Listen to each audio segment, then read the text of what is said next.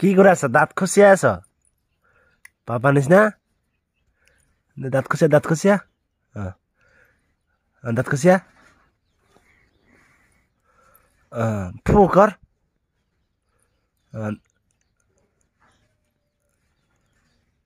দাঁত খচিয়া হাই হাই বয়স হোৱা নাই তো বয়স হোৱা নাই দাঁত চাপা হোৱা নাই এতিয়াও দাঁত চাপা হোৱা নাই হাই হাই ৰে গতি এনেকা গতি নেকি দাঁত চাপা হোৱা নাই দে মই অলপমান চাফা কৰোঁ দে ইছ দাঁত চাফা হোৱা নাই এতিয়াও নিদিয়া তই চাফা কৰিবি দাঁত চাফা কৰ হৈছে ইছ দাঁত চাফা হোৱা নাই দাঁত চাফা কৰ